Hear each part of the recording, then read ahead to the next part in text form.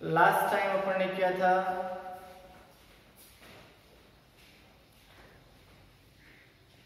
बिंदुवत आवेश के कारण किसी बिंदु पर उत्पन्न विद्युत विभव की गणना कीजिए।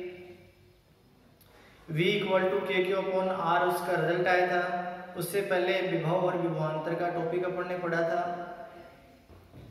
जो विभव आया अपना रिजल्ट निकल के V = KQ/R,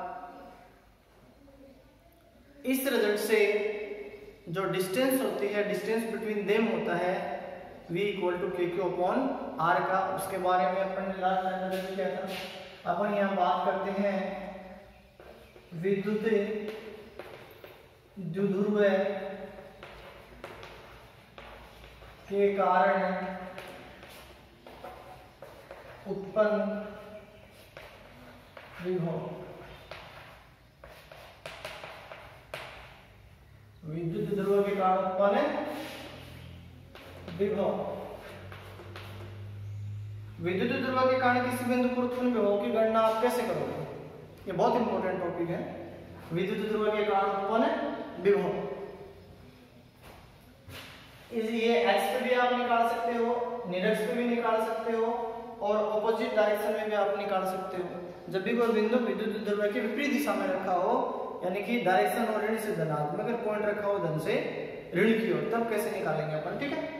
तो ये आज का पॉइंट अपना बहुत अच्छा क्वेश्चन है, बोर्ड एग्जाम में आता है। विद्युत ध्रुव के कारण उत्पन्न विभव की गणना कीजिए और दूरी के साथ आवश्यक ग्राफ को प्रदर्शित कीजिए, ठीक है। एक्स और निरक्ष पे निकालना चाहो तो अलग अलग निकालो, साथ निकालना चाहो तो साथ निकालो। देखो ये आपका ए बी एक विद्युत ध्रुव है जिस पर आवेश -q और +q है। ये किसी भी एक्स वाई तल में रखा हुआ है। ये एक्स जेड ले लो, जेड एक्स, ये हो गया एक्स एक्सेस और जेड एक्सेस हो गया। ये मध्य बिंदु हो गया, ये मध्य बिंदु हो गया O। यहां से यहां तक की डिस्टेंस होगी A, यहां से यहां तक की डिस्टेंस होगी आपकी A। चित्र में दर्शाए अनुसार एक्स जेड तल में कोई विद्युत ध्रुव ए बी स्थित है जिस पर आवेश क्रमशः -q तथा +q है। मध्य की दूरी परस्पर कितनी है, कितनी है, स्मॉल 2a है। मध्य बिंदु O से r दूरी पर स्थित बिंदु P पर विभव की गणना करनी है। मध्य बिंदु O से r दूरी पर स्थित बिंदु P पर विभव की गणना करनी है। इसके लिए +q आवेश के कारण बिंदु P पर मान निकालेंगे और -q के कारण बिंदु P पर मान निकालेंगे, ठीक है।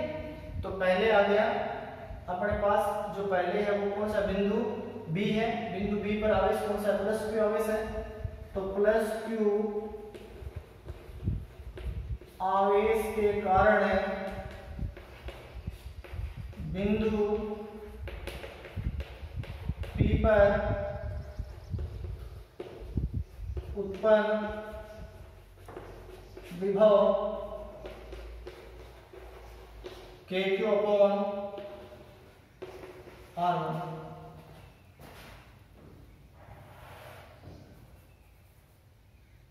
ये हो गया।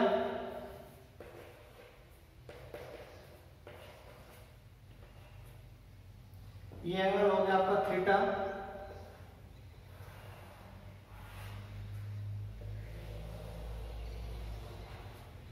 ये एंगल हो गया आपका थीटा। r डिस्टेंस पे P पॉइंट है। यहां से डिस्टेंस कितना ले लिया अपन ने, R1, और यहां से यहां तक की डिस्टेंस कितनी हो जाएगी आपकी,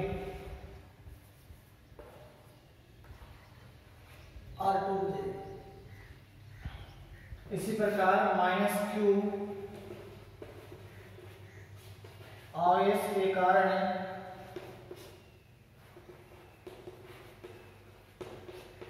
बिंदु P पर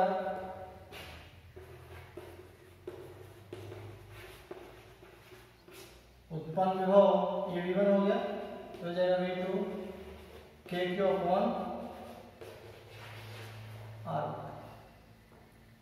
माइनस है तो माइनस आ जाएगा, माइनस क्यू के कारण बिंदु पी पर निकालोगे तो माइनस आ जाएगा। सुनो ध्यान से, विद्युत ध्रुव हो गया ए बी, आवेश हो गया माइनस क्यू तथा प्लस क्यू, मध्य की दूरी होगी परस्पर 2a, इसके मध्य बिंदु O से r दूरी पर स्थित बिंदु P पर विद्युत विभव की गणना करनी है। x अक्ष पे निकालेंगे कंडीशन लगेगी, निरक्ष पे निकालेंगे कंडीशन लगेगी। ये जो बिंदु अपन ने लिया है r दूरी और थीटा कोण का लिया है अपन ने, ठीक है। पहले धनात्मक आवेश q के कारण r1 दूरी पर स्थित बिंदु P पर विभव का मान निकालेंगे। उसके बाद में माइनस क्यू आवेश के कारण r2 दूरी पर स्थित किसी बिंदु P पर विभव का मान निकालेंगे। फिर दोनों को ऐड करेंगे तो v इक्वल टू कितना हो जाएगा, v1 प्लस v2। कितना हो जाएगा, v equal to v1 plus v2। देखो सारी चीज इकट्ठी हो जाती है, उस टाइम पर आपको क्या करना है, उस टाइम पर उसका जैसे पूरा कंप्लीट बोर्ड हो जाता है, उसके बाद में जो चीजें क्लियर करवाई गई उसका स्क्रीनशॉट ले लिया करो ताकि ये समझने में दिक्कत नहीं आए आपको, ठीक है। तो v equal to KQ upon R minus KQ upon R2 because total मान कितना आ गया, v equal to v1 plus v2 कुल विभव। ये हो गया आपका कुल विभव हो गया v equal to v1 plus v2। तो v1 की मान आ गया KQ upon R1 minus KQ upon R2। तो KQ रिजल्ट हो गया अपने पास 1 upon R1 minus 1 upon R2। v equal to KQ, ये हो गया R2 minus R1, R1 R2 क्या कर लिया इसमें एलसीएम ले लिया, इक्वेशन नंबर हो गया तुम्हारा थर्ड। v1 KQ कॉमन आ गया इसमें 1 upon R1 minus 1 upon R2, v equal to KQ R2 minus R1 upon R1 into R2, equation number हो गया थर्ड। अपने को किसकी वैल्यू फाइंड आउट करना है, किसकी वैल्यू ज्ञात करना है, R1 और R2 की। किसकी वैल्यू फाइंड आउट करोगे, R1 और R2 की वैल्यू फाइंड आउट करोगे। तो R1 R2 की वैल्यू फाइंड आउट करने के लिए बिंदु P को केंद्र मानकर एक चाप लगा दो यहाँ पे M, और इस डायग्राम को थोड़ा सा अरेंज कर रहा हूँ, ध्यान से सुनना। एक एंगल लगा दिया यहाँ पे, चाप लगा दिया यहाँ से, ये बढ़ गया 90 डिग्री। थीटा के सामने की ये भुजा होगी लंब, ये हो गया कर्ण, ये हो गया आधार, ठीक है। इस लाइन को आगे बढ़ा रहा हूं मैं और यहां से एक परपेंडिकुलर ड्रा कर दिया मैंने, उसको नाम दे दिया मैंने एन। ये बन गया 90 डिग्री, ये बन गया थीटा, ये बन गया कर्ण, ये बन गया लंब और ये बन गया आधार। R1 R2 की वैल्यू यहां से फाइंड आउट होंगी, दोबारा से देख लो एक बार के लिए। R1 R2 का मान ज्ञात करने के लिए P को केंद्र मानकर एक चाप लगा दिया है पे, उसी लाइन को मैंने आगे बढ़ा दिया और बिंदु A से एक परपेंडिकुलर ड्रा कर दिया, मतलब लंबवत लाइन खींच दी, ठीक है। तो ये AN हो गया, वो BN, PO को आगे बढ़ाओगे, PO को आगे बढ़ाओगे, A से लंब डालोगे तो जो कटान बिंदु होगा उसको मैंने नाम दे दिया यहाँ पे N। क्या नाम दे दिया, N। तो अपने पास यहाँ R1 R2 R में रिलेशन लाना है, R1 R2 का मान ज्ञात करना है। पहले मैं लेता हूँ यहाँ पे OP, चित्र की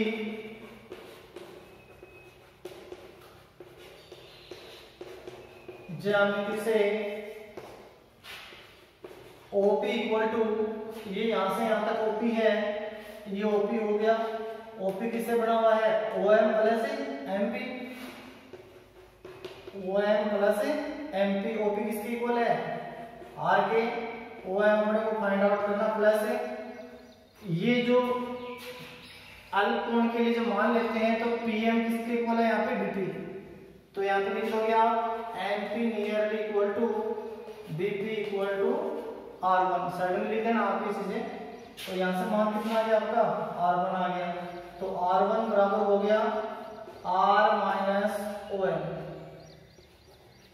क्या हो गया, R1 इक्वल टू हो गया R माइनस OM। इसको इक्वेशन नंबर आप देना चाहो तो दे दो, वरना आगे मान नहीं पाएंगे अभी अपन मान का। देखिए दोबारा से सुन लो, ये जो OP है, ये जो OP है, OP किसके इक्वल है यहाँ पे, OM plus M P O M plus M P का है तो ओ एम की वैल्यू अपने को फाइंड आउट करनी है। ये डिस्टेंस वो इस डिस्टेंस के इक्वल हो जाएगा। ओ एम की वैल्यू फाइंड आउट करेंगे तो त्रिभुज हो जाएगा ओ एम बी या ओ बी एम हो जाएगा। तो उससे अपन रिजल्ट निकालेंगे तो कितना आएगा, उससे अपन रिजल्ट निकालेंगे तो कितना आएगा, देखिए ध्यान से।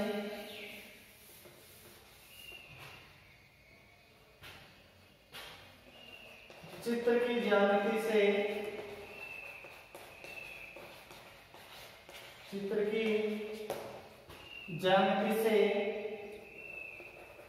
OMB से cos थीटा इक्वल टू आधार अपॉन करण। आधार कितना है इसमें, आधार कितना है OM, करण कितना है इसमें A। तो OM का वैल्यू कितना है जी, A cos थीटा। कितना आ गया, A cos थीटा। इसकी जगह आप क्या लिखोगे, OM की जगह क्या लिखोगे, A cos थीटा लिखोगे। क्या लिखोगे, A cos थीटा लिखोगे। तो ये आ गया आपके पास R1 equal to R minus A cos theta. इसको इक्वेशन नंबर दे दिया मैंने यहाँ, अगला इसको दे दिया मैंने 4। तो अपने पास जो रिजल्ट निकल के आया है वो किसका निकल के आया है, R1 का निकल के आया है। इसी प्रकार से किसका फाइंड आउट करोगे, R2 का। सिमिलरली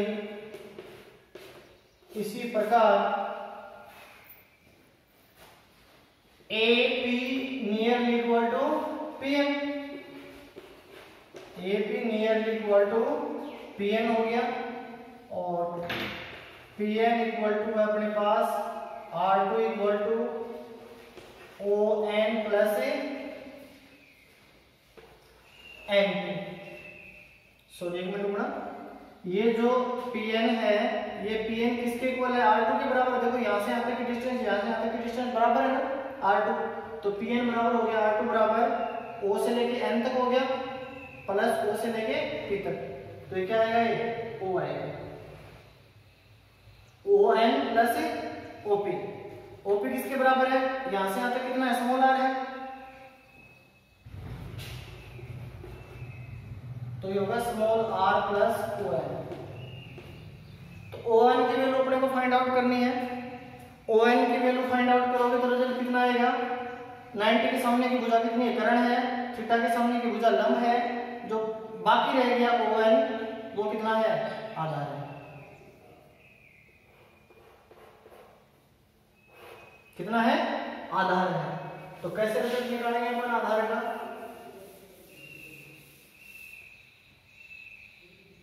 ट्रायंगल AON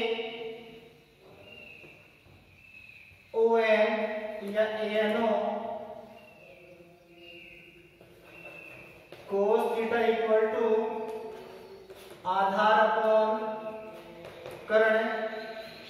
आधार कितना सब इसमें ON, कर्ण कितना है स्मॉल a, क्योंकि टोटल यहां से यहां तक की डिस्टेंस कितनी ली थी अपन ने, 2a ली थी। तो ये a रह गया, ये भी कितना रह गया, a रह गया। तो ON इक्वल टू हो गया A cos theta, equation number होगी 5। 4 को 5 को सॉरी पहले इसको इसमें रखेंगे, तब R2 equal to R plus A cos theta, equation number होगी 5। किन किन की वैल्यू निकल के आ गई, R1 और R2 की वैल्यू निकल के आ गई। किस किस की वैल्यू निकल के आ गई, R1 और R2 की वैल्यू निकल के आ गई। R1 R2 की वैल्यू को किस में पुटअप करोगे, आप 3 में पुटअप करोगे, V वाले में। V equal to KQ R2 minus R1 upon R1 into R2 के रूप में रखेंगे अपन। समीकरण 4, समीकरण 5 से R1 तथा R2 का मान समीकरण 3 में रखने पर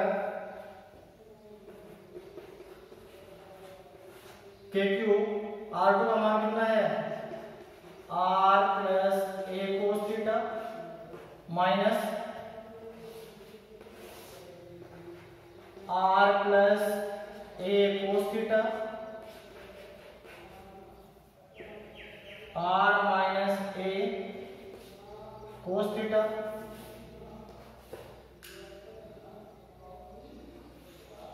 ये हो गया R minus a cos theta.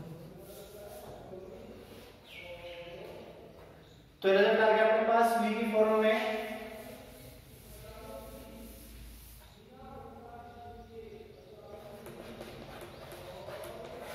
के cube R plus a cos theta minus R minus minus क्या हो गया प्लस, क्योंकि कोष्टक है। एक बार जोड़ दिया एक बार घटा दिया, कौन सा फॉर्मूला बनता है a प्लस बी गुणा a माइनस बी का कोष्टक लेओगे तो a square minus b square बनेगा। तो इसको लिख दिया अपन ने a square minus b square cos square theta v equal to k cube, एक बार जोड़ दिया एक बार घटा दिया तो क्या आ गया 2a cos theta upon r square minus a square cos square theta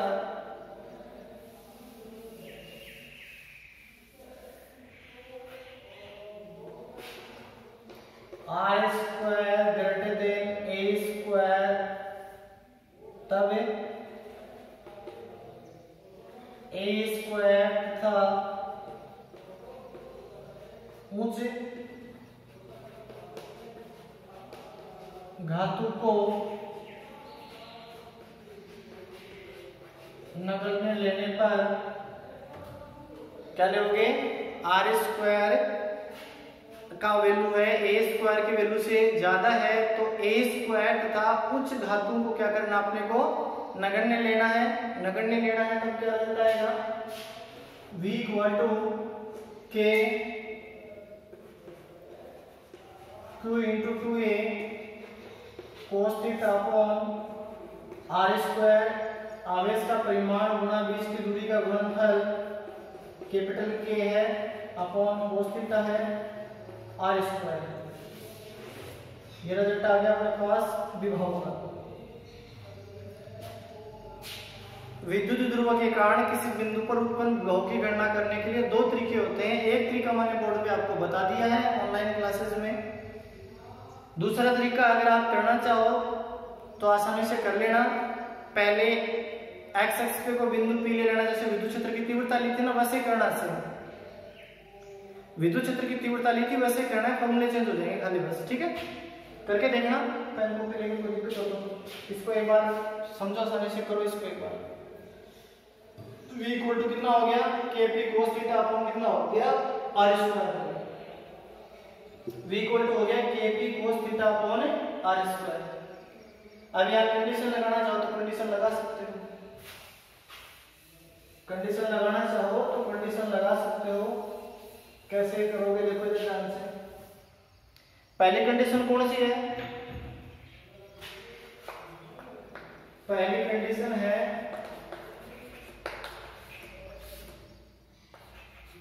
जब बिंदु P x पर स्थित हो, अर्थात थीटा इक्वल टू 0, यानी कि आप घर भी कर सकते हो इसको। ए भी ले लिया आपने, डिस्टेंस हो गया बिटवीन 2a हो गया, यहाँ ओ से r डिस्टेंस p पॉइंट पे यहाँ ले लिया आपने। तब अपन कैसे करेंगे,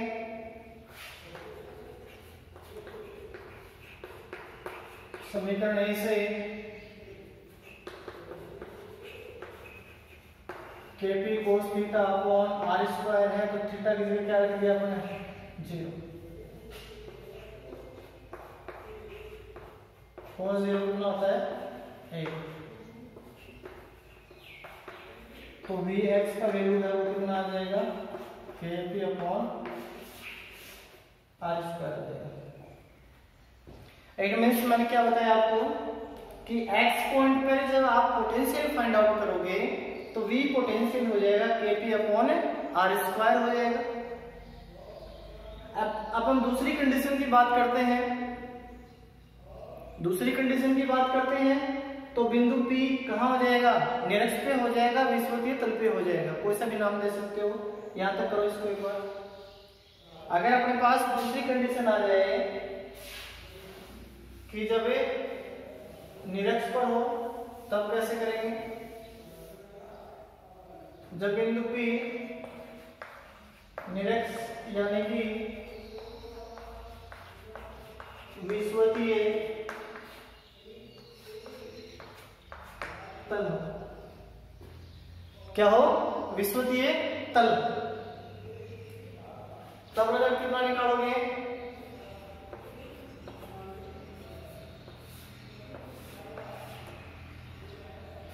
जैसे मान लो ये आवेश हो आपके पास AB और यहाँ अपने को फाइंड आउट करना हो P पॉइंट, यहाँ अपने को विभव फाइंड आउट करना हो, तो यहाँ थीटा कितना होना हुआ देखो 90 डिग्री पे है ना। समीकरण A से V equal to Kp cos 90 अपॉन R स्क्वायर, cos 90 कितना होता है 0, तो V कितना हो जाएगा 0, V कितना हो जाएगा 0।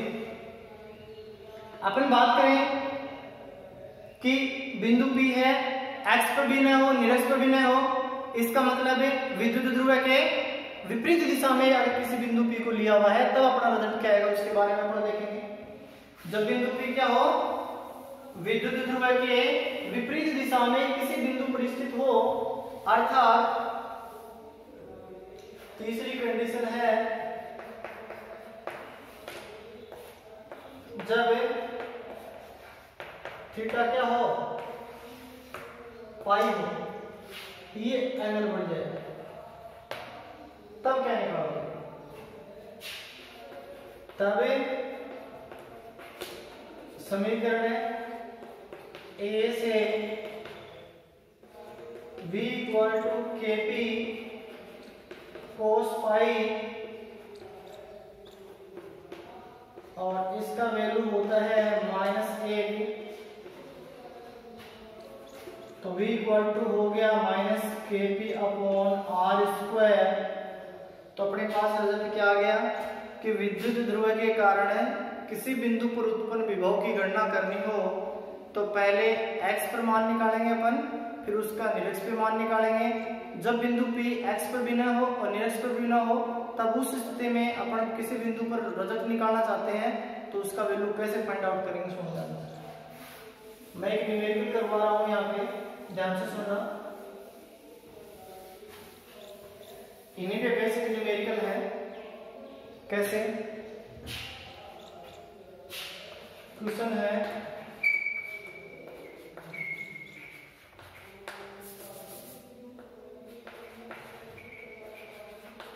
विद्युत ध्रुव है AB जिन पर आवेश क्रमशः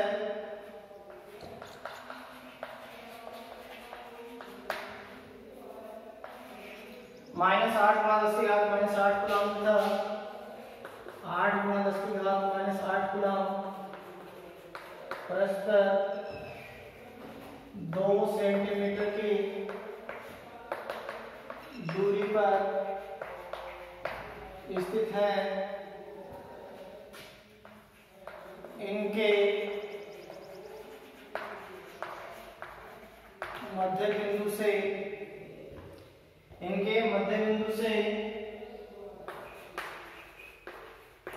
4 सेंटीमीटर की दूरी पर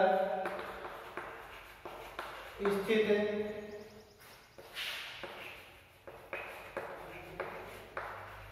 किसी बिंदु P पर उत्पन्न विद्युत विभव की गणना कीजिए। ये विद्युत ध्रुव है ए बी, जिन पर आवेश क्रम से यह हो गया परस्पर 2 सेंटीमीटर की दूरी पर स्थित है। इनके मध्य बिंदु से 4 सेंटीमीटर की दूरी पर स्थित है। किसी बिंदु P पर उत्पन्न विद्युत विभव की गणना करनी है। ठीक है, बहुत अच्छा क्वेश्चन है, इंपॉर्टेंट है।